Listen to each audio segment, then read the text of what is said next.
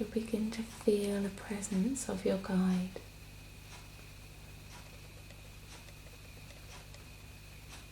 Now,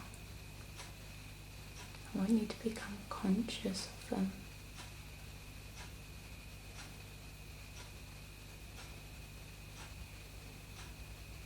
What do you see?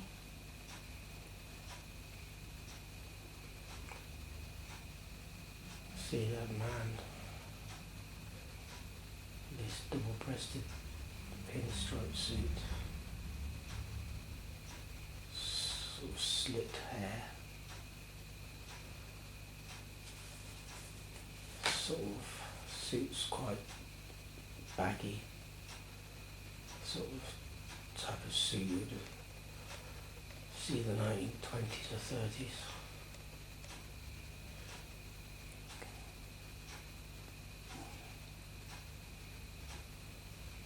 And how is he looking, his facial expressions? How does he make you feel? He recognises me again. He's got a big smile on his face. Would it be okay if we ask him some questions? If you ask him. Yeah, of course. Thank you. Okay. Could you just explain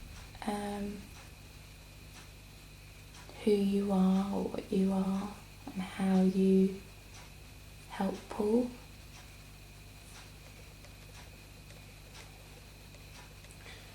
He's known as the Overseer. He's the overseer. Yeah. What does that mean? He helps other spirit guides, gives them advice, counsel. He's not like he's in charge. It's not that way. He helps them when they need help.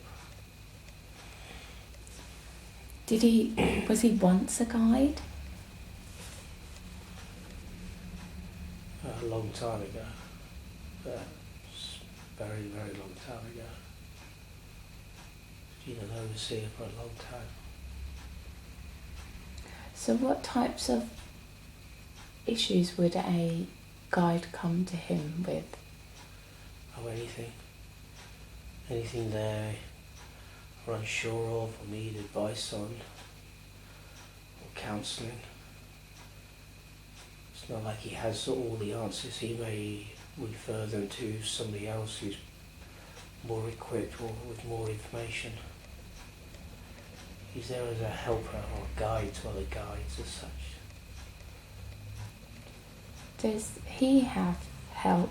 Where does he go if he needs help? He'll go to whoever's needed. It could be another guide. There are so many guides, and all with different strengths and weaknesses.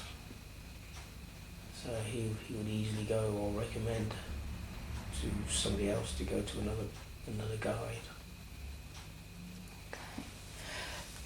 So why at the minute, at present, has Paul got an overseer guide to oversee?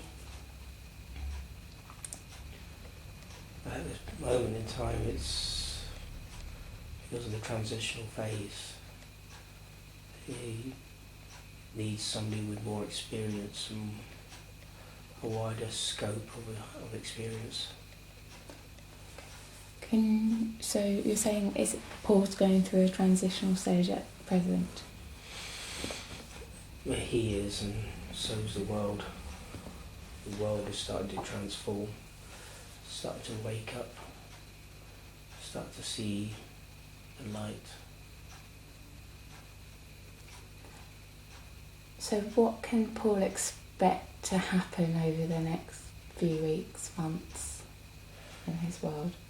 Well, his world is fitting the jigsaws together, putting the pieces together, connecting the dots. That's what he's going to continue doing.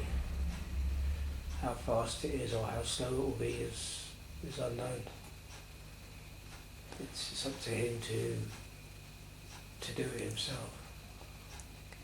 So how are you helping? Because obviously he doesn't see you. So do you put thoughts into his head, or do you help with his emotions?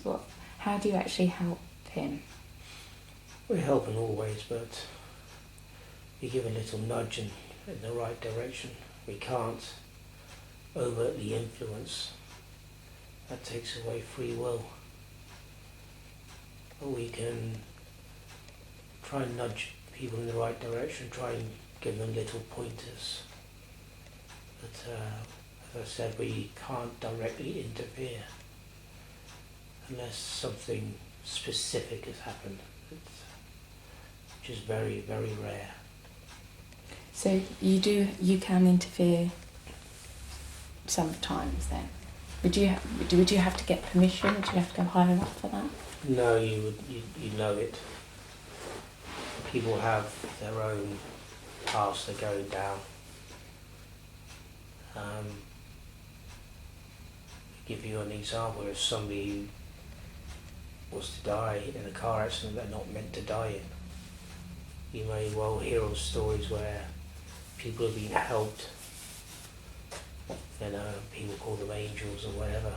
But if it's not your time and it's serious enough, then yes, guides can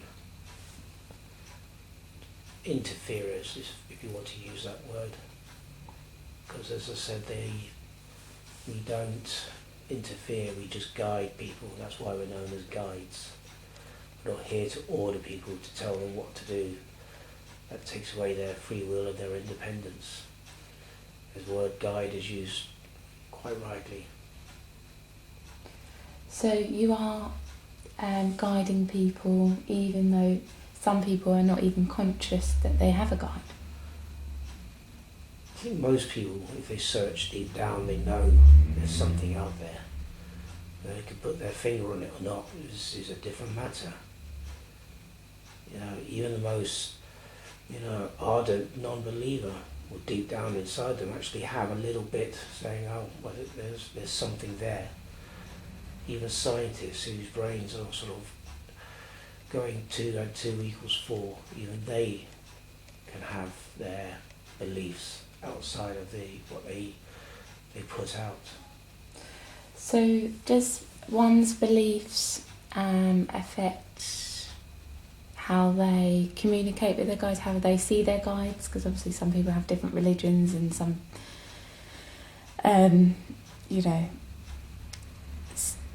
you see other people see angels, or someone sees, Jesus appear to them, or Mary, or, Muslim sees their guides. So is it all guides exactly the same? No, guides are, if you see a guide or meet a guide, invariably they will adopt something that you recognise.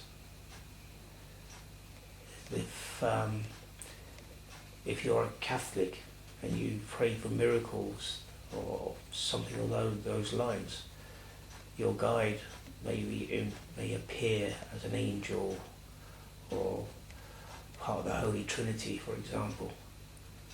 As has been discussed before, if you were a Buddhist monk and your guide turned up and looked like Archangel Michael, you would be seriously confused. Mm. That's why they don't come across, It's how you perceive things, how you're brought up, what you believe in. As I said before, Native American Indians have their different types of animal guides, because that's what they believe in. Spirit guides invariably take the form of animals, not necessarily all, but some. And exactly the same. As I said, if you're a Catholic, your spirit guide may appear as an angel, for example. Okay. But if you take away the image, all guides are exactly the same. If you want to take away an image, we don't have an image as such. We don't have a physical body that you would say was a physical body. So can you describe, do you have a soul? Well, again, if you use words that pertain with me, that reasoning to you, then yes, we are sentient beings. We don't have a physical body. We don't exist in your time, if you like. Have any of you been human before? Have you experienced Well, life? some have. Some have been humans and moved on. You have to remember that all, if you like the word souls, are all, when they're out of a human body, they don't exist in a physical body. Mm. They go back to source, as you call it. So, could you describe source? What is source? And other people call God, or whatever they believe in. Could you describe what it actually is? It's a collective. Again, it's quite hard to use words that are alien. The best way to describe it is a collective. Everybody goes back to the collective, and then they go back to wherever they want to. If they want to come back as a physical being on Earth, then that is up to them. And it's free choice. There's no hierarchy as such. There isn't anybody dictating. It's an alien concept to what's on this planet, with governments of different kinds, from the smallest level up to the largest. Where we don't have that sort of system. There is a system of layers, but those layers intermingle with each other, and no one layer is better or worse than anybody else. They all do their own things. So it's not like a pyramid system that we've got here. No, there is no such thing as a single entity known as God. That's a concept that's used. But you could use the word God if you were to describe the collective. Right, so people don't worship the collective, huh? No. No.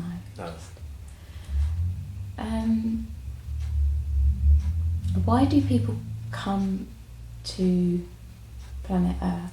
It's quite a tough planet to live on, quite dense. It is, but every planet that's evolved has had to start at the beginning. And this planet has been evolving. And it's now moved into a new age. And more people are coming here to experience the new age. But if you want to go back to your first question, why do people come here? It's tough. Well, yes, it is. But we also know that your time, if you like to use that word, is very short.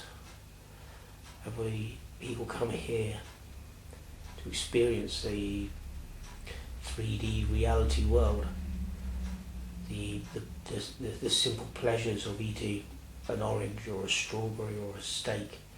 We don't have that. We don't have food.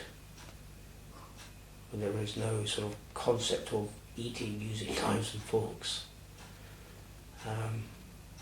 Making love, falling in love, it's not something that's we do. So coming to Earth or any other plane of existence to experience the 3D world is exactly that. It's an experience.